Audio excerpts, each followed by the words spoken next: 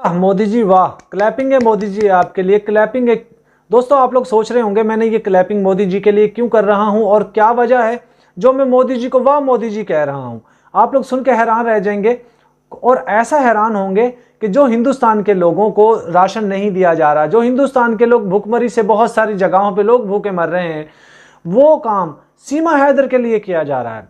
वहां अपने लोगों के लिए राशन शायद हो ना हो, लेकिन सीमा के लिए जरूर होगा। और मोदी जी जो राशन सीमा को दे रहे हैं उसी के ऊपर सीमा अपनी तरफ से रिएक्शन देती हुई नजर आती है। कहती जी कि मोदी जी जो हमें राशन दे रहे हैं, जो गेहूं दे रहे हैं, वो हमें महीना भर चल जाता है। मैं हैरान होता हूं दोस्तों ऐसी औरत को देखकर कि जो गैर कानूनी तरीके से जाती है, जो वहां पे मोदी जी को, योगी जी को, अमित शाह जी को राखी भेजती है, जो बार बार ये कहती है कि मुझे मोदी की सपोर्ट हासिल है, मुझे योगी की सपोर्ट हासिल है, मुझे उत्तर प्रदेश सरकार की जो है वो सपोर्ट हासिल है, मुझे पुलिस की सपोर्ट हासिल है।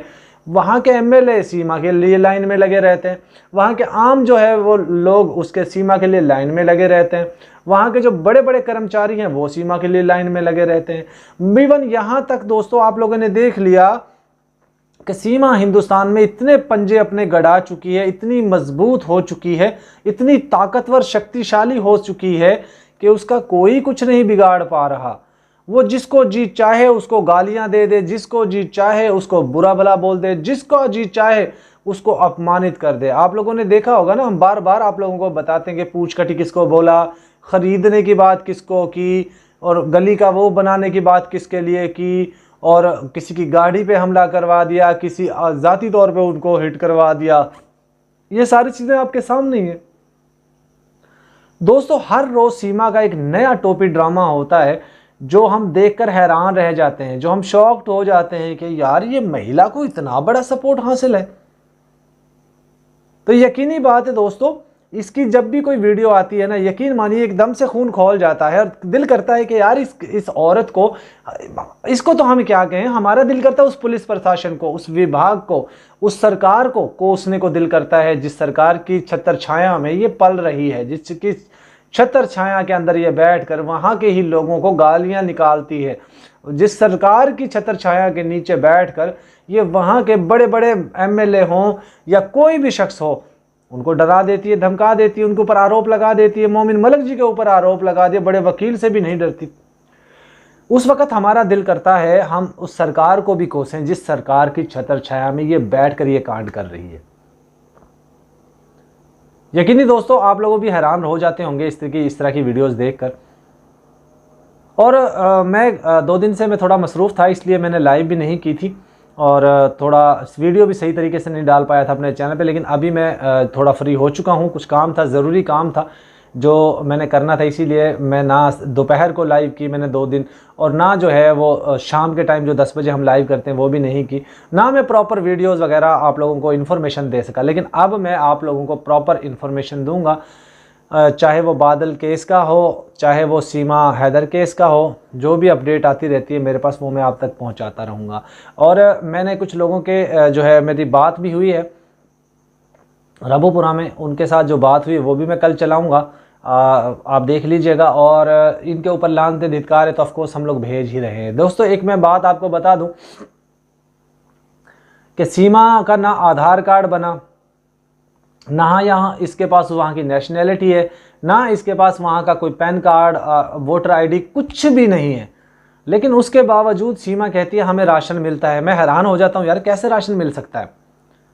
और अगर मान लीजिए योगी सरकार, मोदी सरकार इसको राशन नहीं भी दे रही है तो फिर इसको कौन ये स्क्रिप्ट लिख कर देता है कि ये चीज़ का मोदी जी के लिए शुक्रिया अदा कर दो, ये चीज़ के लिए मोदी जी का शुक्रिया अदा कर दो, कौन लिख के देता है।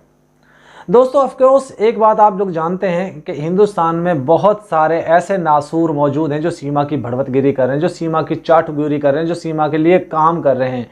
वो लोग कहते हैं अगर कोई पाकिस्तानी कह दे कि सनातनी हो गई, भाई हमें क्या लेना देना उसके सनातन से, इसके सनातनी होने से, इसके किसी और मजहब का नहर करने से हमें क्या लेना देना है। हमारा सवाल है सिर्फ 4 बच्चों के लिए जिनका ज़बरदस्ती धर्म परिवर्तन करवाया गया। वो बच्चे किसके, वो हमारे हैं, वो हमारे पाकिस्तान के बच्चे हैं, वो हमारी अमानत है। क्या कभी आप लोग सोचिए दोस्तों, क्या किसी के बच्चे का ऐसे धर्म परिवर्तन करवाया जाता है हिंदुस्तान में। एक बात माननी पड़ेगी दोस्तों आपको, सीमा कहती थी यहाँ पे जब जबरन उनका धर्म परिवर्तन करवाया जाता है, इसका कोई सबूत नहीं है और ऐसा है भी नहीं पाकिस्तान में। लेकिन हिंदुस्तान में हमने देख लिया, हमारे 4 बच्चों का धर्म परिवर्तन करवाया गया। क्या अगर कोई किसी वहां पर किसी हिंदू के 4 बच्चों का कोई मुस्लिम धर्म परिवर्तन करवा देता तो क्या अभी तक वो जिंदा रहता वहां पे? क्या अभी तक उसको पुलिस ऐसे ही प्रोटोकॉल दे देती? यकीनन नहीं, कभी भी नहीं। बहरहाल हमारा उससे भी कोई लेना देना नहीं है। हमारा सवाल है सिर्फ 4 बच्चों के लिए, और बच्चे मरते दम तक हम लोग ये आवाज़ उठाते रहेंगे और हिंदुस्तान की सरकार को, वहाँ के विभाग को कोसते रहेंगे जब तक हमारे बच्चे नहीं मिल जाते। उस वक़्त तक हम कोसते रहेंगे। मैं आप लोगों को एक चीज़ और बता दूं, हमारा हिंदुस्तान की सरकार से, वहाँ के विभाग से, वहाँ के प्रशासन से हमारा कोई लेना देना नहीं है। वो कुछ भी करें, हमारा कोई लेना देना नहीं है। लेकिन हमारा लेना देना उस वक़्त है, हमारा सवाल उस हुकूमत से उस वक़्त है जब वो हमारे बच्चों का केस आता है, क्योंकि हमारे बच्चे वहाँ पे स्टक हो चुके हैं। ज़बरदस्ती उनको जबरन अगवा करके वहाँ रखा गया है, ज़बरदस्ती उनका धर्म परिवर्तन करवाया गया है, ज़बरदस्ती उसको स्कूल भेजा जा रहा है। उनको वहाँ की संस्कृति, वहाँ का जो रीति रिवाज है, वहाँ का जो रहना सहना है, वहाँ का उनको अडॉप्ट करवाया जा रहा है, उनको इम्प्लीमेंट करवाया जा रहा है। दोस्तों मैं आपको एक बात कंफर्म बता देता हूँ, मान लीजिए अगर इसको सरकार की सपोर्ट ना होती, मान लीजिए इसको पुलिस प्रशासन की सपोर्ट ना होती, तो चलो धर्म परिवर्तन को छोड़ो, हम ये कहते हैं क्या ये बच्चे स्कूल जा सकते थे? बताइए, आप लोग सोच के बताइए। यकीनी बात है, इसको वहाँ की सपोर्ट हासिल है, सरकार की सपोर्ट हासिल है, इसीलिए इसके बच्चे भी स्कूल जाते हैं। वरना जब ये वहाँ पे लिख कर दे दिया कि बच्चे कहीं नहीं जाएंगे, तुम कहीं नहीं जाओगी, फिर बच्चे कैसे स्कूल जा सकते हैं? और फिर जिसका दिल चाहे, जिसको जी चाहे, ये मीडिया पर बैठकर लथाड़ देती है, कोई इसको पूछने वाला नहीं है। इवन यहाँ तक वो लोग वहाँ के लोगों को लथाड़ती है, लेकिन पाकिस्तान के मुतल्लक भी जहर उगलती रहती है, पाकिस्तान के मुतल्लक बकवास करती रहती है, ऐसे ऐसी झूठ बोलती है जो शायद ये लोग तो खुद, अब देखो ना, सारी दुनिया जानती है, आए रोज़ कोई ना कोई वाक़या हिंदुस्तान में हुआ होता है। किसी का रेप हो गया, किसी का मर्डर हो गया, किसी का ये हो गया, किसी का वो हो गया, लेकिन कोई इसकी तरफ नहीं देखता। सिर्फ पाकिस्तान में क्या? अच्छा सीमा ये बताओ, पाकिस्तान में क्या होता है? सीमा, पाकिस्तान में हिंदू कैसे रहते हैं? फेक, झूठे। जिस तरीके का गोदी मीडिया है, झूठ बोलने में माहिर है, इसी तरीके की सीमा भी गोदी मीडिया जैसी बन चुकी है। पाकिस्तान के खिलाफ प्रोपेगेंडा करना, पाकिस्तान के खिलाफ झूठ बोलना, मक्कारी करना, चापलूसी करना, वो इसने पता नहीं कहाँ से सीख लिया। बहुत सारे गद्दार लोग मौजूद हैं। जिस तरह वो कहते हैं, एपी सिंह कहता था ना कि जांच एजेंसियों के बारे में अगर एटीएस पूछे तो ये कह देना, अगर रॉ पूछे तो ये कह देना, अगर एएनआई पूछे तो ये कह देना, अगर सीबीआई पूछे तो ये कह देना। इस तरह जांच एजेंसियों के बारे में पट्टी कौन पढ़ा रहा था इसको? एक झूठ बोलने पे मजबूर कौन कर रहा था इसको? किसी ने आज तक, सरकार ने उसके ऊपर एक्शन नहीं लिया। और यही काम अगर कोई मुस्लिम कर देता, मुस्लिम अगर किसी दूसरी कंट्री में, किसी इस्लामी कंट्री में, खास तौर पर किसी पाकिस्तान में कॉल भी कर देता, लोकल लैंडलाइन कॉल भी कर देता, तो उसको भी उठा के एजेंसीज ले जाती कि तुमने बात कैसे की। लेकिन इसको कोई पूछ नहीं रहा है।